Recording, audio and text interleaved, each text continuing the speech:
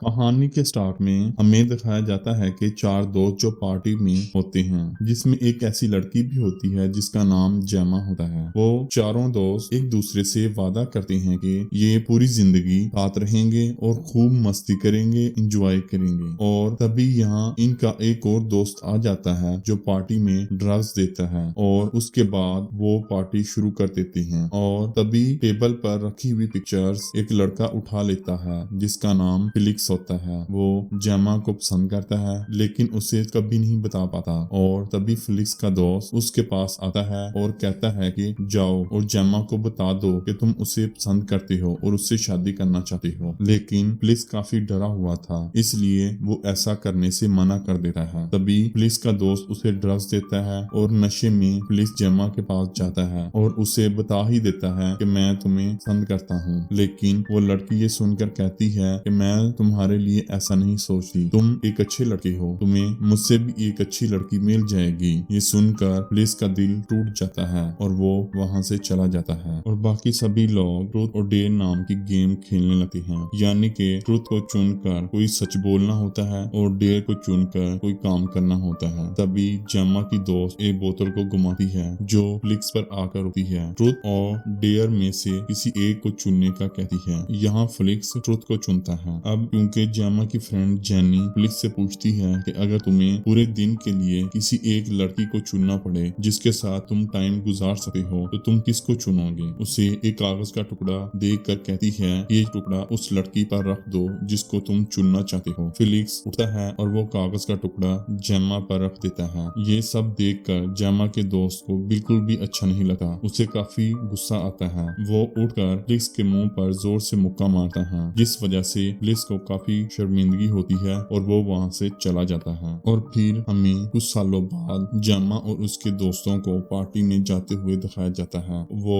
Felix की birthday party होती है जिसमें उसने इन सब को बुलाया था। फिर यहाँ जेमा और उसके दोस्त भी पहुंच जाते हैं। वो लोग एक दूसरे से इतने अरसे के बाद मिलकर काफी खुश हो जाते हैं। एट द लास्ट वो एक घर तक पहुंच जाते हैं। आस पास देखने पर उन्हें वहाँ कोई भी नजर नहीं आता। वो आवाज भी लगाते हैं फिर भी वहाँ कोई नहीं आता। इतनी देर तक एक ओल्ड मैन अपनी गाड़ी लेकर आता है और कहता है कि फिलिक्स अब सबका इंतजार अपने पुराने घर में कर रहा है। उसका पुराना घर यहाँ से कुछ दूरी के फासले पर है। आप लोगों को वहाँ मैं अपनी गाड़ी से ले जाऊंगा। बट जेमा का दोस्त उसे मना कर देता है और कहता है कि शुक्रिया, हम वहाँ पैदल ही चले जाएंगे। उसके बाद वो पैदल ही फिलिक्स के पुराने घर तक पहुँच जाते हैं। वहाँ उनकी मुलाकात फिलिक्स के बड़े भाई से होती है। सभी लोग घर के अंदर चले जाते हैं और यहाँ ये देखकर हैरान हो जाते हैं कि यहाँ पर तो पार्टी जैसा कोई माहौल ही नहीं है। फिर यहाँ फ्लैक्स का भाई आ जाता है और कहता है कि फ्लैक्स यहाँ पर नहीं है, वो शहर से बाहर गया है किसी काम के सिलसिले में। वो यहाँ पर आना चाहता था लेकिन किसी काम की वजह से नहीं आ पाया एंड आई एम सॉरी, ये बात मैंने आपको पहले नहीं बताई। यह कहकर उन सभी को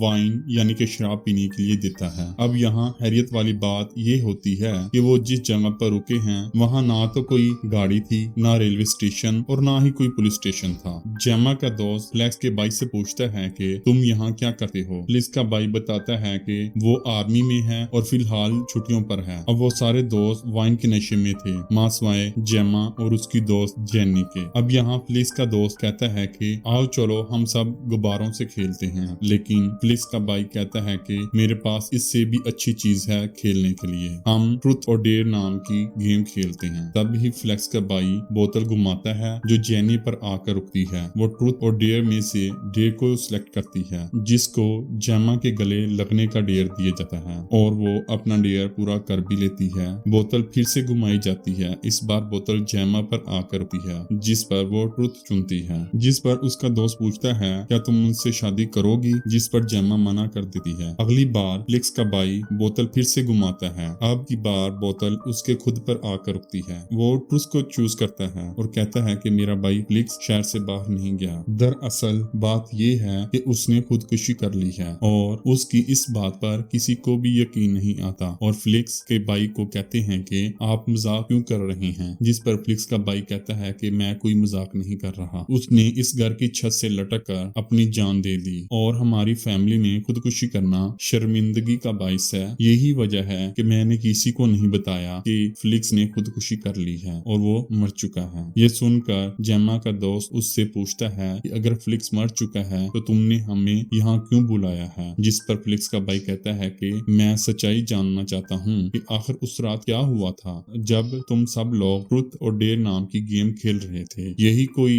2 साल पहले जब पार्टी हुई थी, उसमें कुछ तो हुआ था। यूं कहते हुए वो एक कागज निकालता है और कहता है कि तुम में से किसने फ्लिक्स को ये कागज भेजा था? ये उसकी पॉकेट में से मिला था। इस कागज पर मेरे भाई के लिए बहुत गंदे और घटिया अल्फाज लिखे गए हैं। इसकी वजह से उसने खुदकुशी की है। कागज पर यह भी लिखा हुआ था कि ट्रूथ और डेयर गेम बकवास है। ये सारी बातें सुनकर जेमा का दोस्त कहता है कि मुझे कुछ समझ नहीं आ रही और मैं यहाँ से जा रहा हूँ। और तब ही फ्लिक्स का भाई उसका रास्ता रोके खड़ा हो जाता है और कहता है कि तुम लोग यहाँ से कहीं नहीं जा सके। ये कहकर वो उस पर हमला कर देता है और बुरी तरह जख्मी कर देता है। ये देखकर जेनी बोतल से फ्लिक्स के भाई पर हमला करती है, बट वो इतनी जोर से थप्पड़ मारता है जिसकी वजह से वो दूर जा गिरती है। फिर फ्लिक्स का भाई अपनी गन निकाल कर और सब पर ताने हुए कहता है कि कोई भी अपनी जगह से नहीं हिलेगा और वो फौरन जेमा के दोस्त की टांग पर गोली मार देता है और जेमा का दोस्त नीचे गिर जाता है और वो अपना मोबाइल निकाल कर पुलिस को कॉल करने लगता है। ये देखकर जेमा के दोस्त के हाथ पर भी गोली मार देता है और वो काफी जख्मी हो जाता है। फ्लिक्स का भाई फ्लिक्स के दोस्त के अलावा वो सभी को चेयर से बांध देता है और वो दोबारा ट्रूथ और डेयर गेम को शुरू कर देता है। बोतल घुमाई जाती है जो जेमा पर आकर रुकती है और वो ट्रूथ चुनती है, जिस पर फ्लिक्स का भाई उससे पूछता है कि तुम में से उस कागज पर गंदे अल्फाज किसने लिख कर भेजे हैं। इस पर जेमा कहती है कि मुझे नहीं पता। वो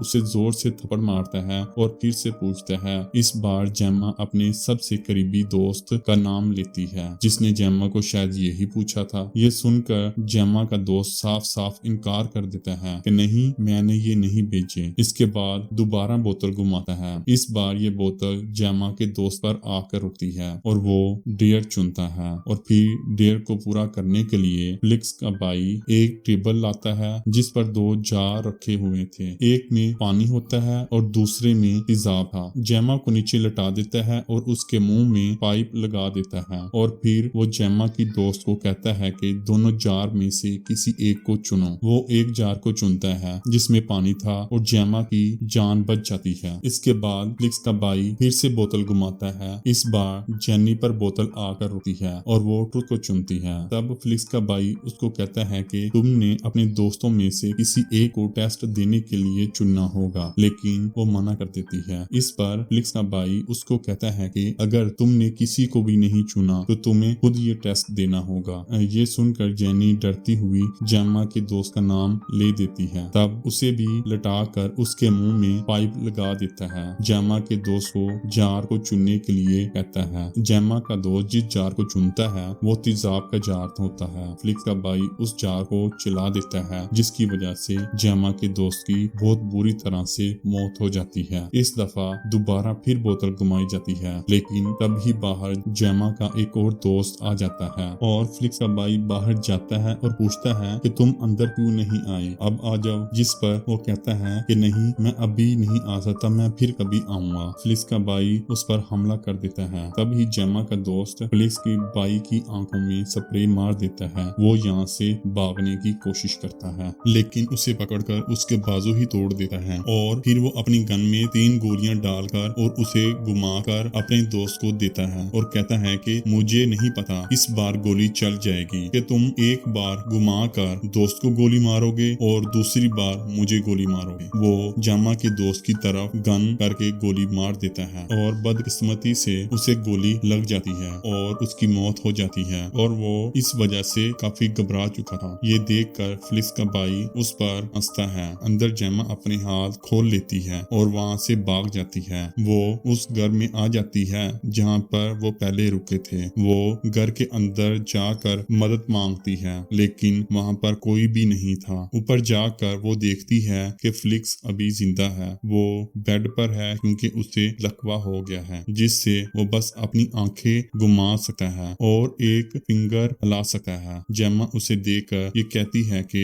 तुम्हें ये सब कुछ देखकर मजा आ रहा होगा, है ना? दरअसल फ्लिक्स का भाई इन सब लोगों को जहाँ जहाँ मार रहा था वहाँ कैमरे लगाए हुए थे जिनके जरिए फ्लिक्स यहाँ पर देख रहा था। और जेमा पूछती है कि खून कहाँ है। अब क्योंकि फ्लिक्स उसे पसंद करता था इसलिए फ्लिक्स उसे बता ही देता है, लेकिन उसका कोई फायदा नहीं होता क्योंकि सारे कनेक्शन कटे हुए थे। जेमा इस वजह से काफी दुखी हो जाती है। वो फ्लिक्स के पास जाकर उसे कुछ सवाल करती है जहाँ उसे पता चलता है कि फ्लिक्स की ऐसी हालत खुद खुशी की वजह से नहीं बल्कि उसके भाई की वजह से हुई है। तभी वहाँ पर एक ओल्ड मैन गन के साथ आता है। जेमा पर गन तान कर उसे झुकने को कहता है, लेकिन जेमा बेड के नीचे चली जाती है और दूसरी तरफ से निकलकर फ्लिक्स के गले पर ब्लेड रख देती है और ओल्ड मैन को कहती है कि अगर तुमने गन ना रखी तो वो इस ब्लेड से फ्लिक्स का गला काट देगी। ये सुनकर ओल्ड मैन गन को वहाँ रख देता है और वहाँ से चला जाता है। जेमा जल्दी से गन पकड़कर बाहर जाने लगती है, लेकिन तभी ओल्ड मैन अचानक बाहर से आकर उस पर हमला कर देता है और इस दरमियान गोली चल जाती है और ओल्ड मैन मर जाता है।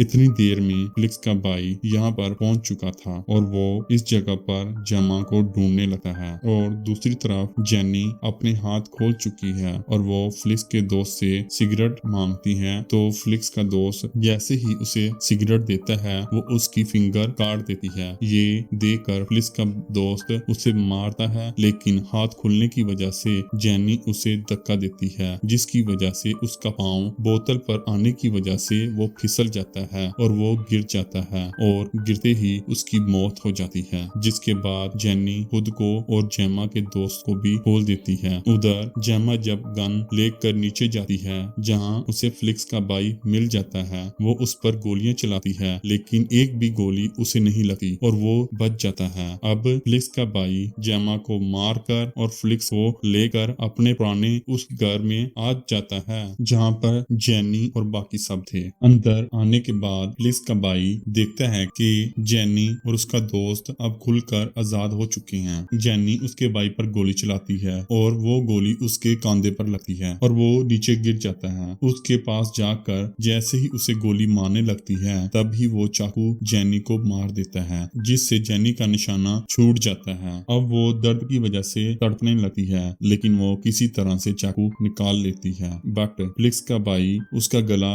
दबाने लगता है। वो मरने वाली ही थी कि जेनी का दोस्त उसके पाँव में चाकू मार देता है। इसके बाद जेनी खड़ी होती है और तेजाब के जार को फ्लिक्स के भाई के सर पर मार देती है जिसकी वजह से उसके मुंह की एक साइड चल जाती है और फिर जेनी उसे बांधकर अपने दोस्त को गाड़ी में जाने का कहती है। अब उसका दोस्त चलने की हालत में नहीं था, लेकिन फिर भी वो घिसकते हुए गाड़ी तक पहुंच ही जाता है। यहाँ पर आखिरकार सब कुछ सच सच सामने आने लगता है। जेनी ये सब कुछ खोल कर बताती है कि कुछ सालों पहले जब हम सभी दोस्तों ने पार्टी करते वक्त ट्रूथ और डे वाली गेम खेली थी, उस रात मैंने तुम्हारे भाई को गालियों वाला लेटर दिया था जिसका तुम हमसे पूछ भी रहे थे। इसके अलावा उस रात मैंने तुम्हारे भाई की एक गंदी वीडियो भी बनाई थी क्योंकि वो नशे की हालत में था, जिसकी वजह से मुझे जरा भी मुश्किल नहीं आई क्योंकि ये सब कुछ करना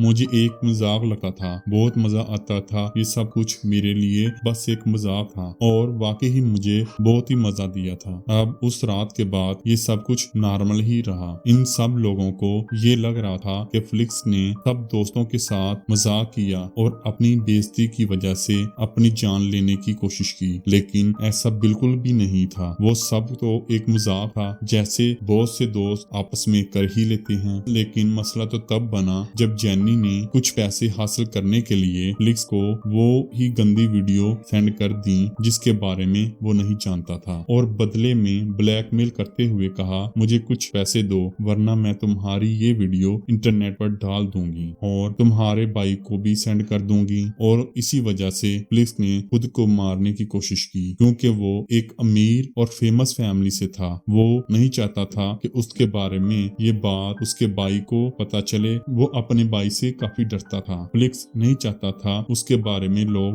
बुरा सोचें। फ्लिक्स का भाई इस मुश्किल वक्त में भी फ्लिक्स को गुस्से से देखता है जैसे तुमने हमारे खानदान का नाम ही मिट्टी में मिला दिया हो। ये सब देखकर फ्लिक्स रोने लगता है। तब ही जेनी उस वीडियो को वहां चलते हुए छोड़कर फ्लिक्स के हाथ में एक बॉम्ब रखकर बाहर गाड़ी में जाकर बैठ बैठ जाती है। फेलिक्स बार बार अपनी वीडियो देखकर काफी शर्मिंदगी महसूस करता है। अब उसकी यही फिंगर काम करती थी। बॉम्ब की पिन निकल जाती है और जिसकी वजह से एक बहुत बड़ा धमाका होता है और उस धमाके में फेलिक्स और उसके भाई मर जाते हैं और जेनी अपनी गाड़ी लेकर अपने घर की तरफ निकल जाती है। उम्मीद करते हैं कि ये वीडियो आपको पसंद आई होगी।